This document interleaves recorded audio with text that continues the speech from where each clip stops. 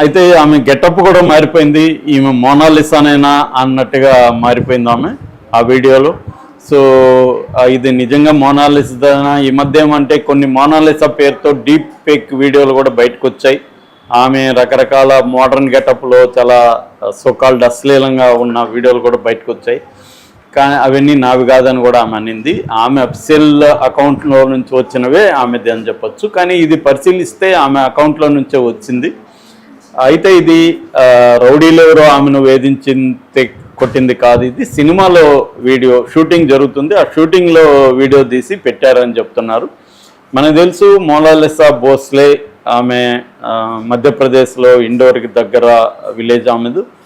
అక్కడ నుంచి ఆమె మహాకుంభలో పాపులర్ అయింది. మామూలుగా చాలామంది పాపులర్ అయినా కూడా ఆయన ఎవరు మొన్న ఐటీ బాబా కూడా పాపులర్ అయ్యాడు.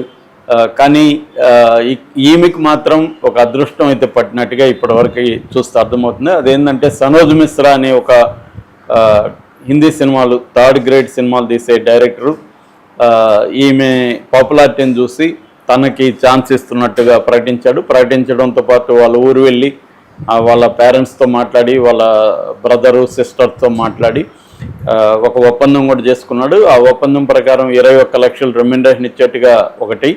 రెండోది ఏం చెప్తున్నారంటే ఒక వరుసగా 2-3 ఏళ్ల వరకు ఆమె డేట్స్ అంతా తన దగ్గరే ఉండేట్టుగా దాన్ని బట్టి తనే డిసైడ్ చేసి ఆమెకు సినిమాలు ఇప్పించి తను దాంట్లో పర్సంటేజ్ తీసుకుంటున్నట్టుగా. అంటే ఒక టాలెంట్ కోఆర్డినేటర్ అంటారు మామూలుగా. ముంబైలో టాలెంట్ కోఆర్డినేటర్ అనే ఇండస్ట్రీ చాలా ఆర్గనైజ్డ్గా ఉంటుంది. నేను ఆ మధ్య వెళ్తే 3 ఫ్లోర్ బిల్డింగ్ ఉందన్నమాట ఒక టాలెంట్ కోఆర్డినేటర్ సంస్థ. 10,000 మంది వాళ్ళ దగ్గర ఆర్టిస్టులు ఉన్నారు. అంత ఆర్గనైజ్డ్గా ముంబై ఇండస్ట్రీ ఎప్పటి నుంచో ఉంటుంది. అందుకని మన వాళ్ళు ఎవరు హీరోయిన్ కావాలన్నా ముంబై వెళ్ళిపోయి అక్కడ కూర్చొని మంచిగా వాళ్ళని చూసి అక్కడ సెలెక్ట్ చేసుకొని వస్తూ ఉంటారు. సో ఈవెన్ మన అనుష్క లాంటి వాళ్ళు కూడా ముంబై నుంచి ఇట్లా దిగిన వాళ్ళే, పక్క రాష్ట్రం అయినప్పటికి కూడా. సో అలాగా ఈ అమ్మాయికి సనోజ్ మిశ్రా ఎప్పటి నుంచో ఇండస్ట్రీలో ఉన్నాడు అతను. కాకపోతే అతని బిహేవియర్ మీద అతని సినిమాల రిలీజు కావు అని చెప్పి కూడా విమర్శలు అయితే ఉన్నాయి. ఇదే సనోజ్ మిశ్రా డైరీ ఆఫ్ బెంగాల్ అనే ఒక సినిమా కంప్లీట్ చేయలేదని ఆ ప్రొడ్యూసర్ ఈ మధ్యన ఒక విమర్శ కూడా చేశారు. అదేంటంటే ఇతను ఆ అమ్మాయిని ఎక్స్ప్లాయిట్ చేస్తాడు తప్ప సినిమా తీసినా అది కంప్లీట్ అవ్వదు అనేది ఆయన విమర్శించాడు. ఈ క్రమంలో వీళ్ళిద్దరి మధ్య అఫైర్ ఉందని కూడా వార్తలు గుప్పమన్నాయి. రెండవది ఏంటంటే ఇతను ఆల్రెడీ ఒక బ్రోకర్ లాగా మారిపోయాడు, ఒక టాలెంట్ కోఆర్డినేటర్ లాగా మారిపోయి ఆ అమ్మాయి షాపు ఓపెనింగ్లకి మ్యూజిక్ కాన్సర్ట్లకు కూడా ఇతనే అరేంజ్ చేస్తున్నాడు. ఆ రకంగా కేరళలో ఒక షాప్ ఓపెనింగ్ తీసుకెళ్లారు, జ్యువెలరీ షాప్కి. అట్లాగే నేపాల్లో మొన్న శివరాత్రి సందర్భంగా ఒక మ్యూజిక్ కాన్సర్ట్కి అమ్మాయిని తీసుకెళ్లాడు. ఫస్ట్ టైం ఫ్లైట్లో కేరళకి వెళ్ళింది, ఫస్ట్ విదేశానికంటే ఈమె నేపాల్లో వెళ్ళింది. సో అలాగా కానీ ఆ అమ్మాయికి అయితే గతంతో పోల్చినప్పుడు ఇది better life in terms of quality of life అంటే ఫైనాన్షియల్గా ఆమె ఆల్రెడీ వాళ్ళ అమ్మకి ఒక చైన్ గిఫ్ట్గా ఇచ్చింది, ఇతను అడ్వాన్స్ ఇచ్చాడు. రెండోది షాప్ ఓపెనింగ్, నేపాలీ ప్రోగ్రాము, వీటికంతా డబ్బులు ఆ అమ్మాయికి కూడా వస్తుంది.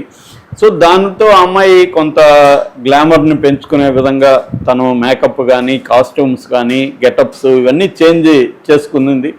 అట్లాగే అమ్మాయి కొంత ట్రైనింగ్ అవుతుంది, డ్యాన్స్ మ్యూజిక్ ఇవన్నీ నేర్చుకుంటుంది. వీటికన్నిటికి కూడా సనోజ్ మిశ్రా హెల్ప్ చేస్తున్నాడు. అంటే ఒక రకంగా ఈ అమ్మాయికి గాడ్ ఫాదర్గా ఉన్నాడు. వాళ్ళిద్దరు రిలేషన్షిప్ పక్కన పెడితే ప్రొఫెషనల్గా మనం చూసుకున్నప్పుడు ఇతని వల్ల అమ్మాయికి హెల్ప్ అవుతుంది, ఆ అమ్మాయి వల్ల ఇతనికి హెల్ప్ అవుతుంది. దీన్నే విన్ సిచ్యువేషన్ అంటారు. విన్ సిచ్యువేషన్ లేకుండా ఎవరు కూడా ఇంకొకరికి ఎందుకు హెల్ప్ చేస్తారు ఇవాళ. కాబట్టి ఇతను హెల్ప్ చేస్తున్నాడు. ఈ క్రమంలో అతని సినిమా కూడా డైరీ ఆఫ్ మణిపూర్ అనే సినిమా, దాంట్లో అమ్మాయి అంటే అది హీరోయిన్ ఓరియంటెడ్ ఫిల్ము కాబట్టి ఖచ్చితంగా ఆ అమ్మాయికి కానీ నిజంగా పర్ఫార్మెన్స్ బెటర్గా ఉండి డ్యాన్సులు సాంగు ఇవన్నీ ఉంటే ఖచ్చితంగా అమ్మాయికి నెక్స్ట్ ఛాన్సులు వెతుక్కుంటూ వస్తాయి. ఇప్పటి వరకైతే అమ్మాయికి కొంచెం డీసెంట్ ఫిల్మ్స్లో ఎవరు కూడా ఆఫర్ అయితే చేయలేదు, ఇతను ఒక్కడే చేశాడు.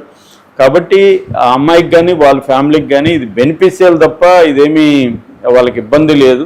కాకపోతే జాగ్రత్తగా అమ్మాయి వెళ్ళాల్సిన అవసరం ఉంది, అంటే ఒక తెలివిగా వ్యవహరించాల్సిన అవసరం ఉంది. గుడ్డిగా ఒకరు నమ్మేసి, లేకపోతే ఎమోషనల్, చాలామంది అమ్మాయిలు ఏం చేస్తారంటే ఎవరితో ఒకరితో ఎమోషనల్గా లవ్లో పడిపోయే అవకాశాలు ఉంటాయి. అలాగే పడిపోయినా మనం చాలామంది ఎలా నాశనం అయిపోయారో చూసాము. మన సిల్క్ స్మిత లాంటి వాళ్ళు కూడా చివరికి డ్రగ్స్కి, మందుకి అలవాటు అయిపోయి వాళ్ళు జీవితాలు నాశనం చేసుకున్న ఇది చూసాం మనం.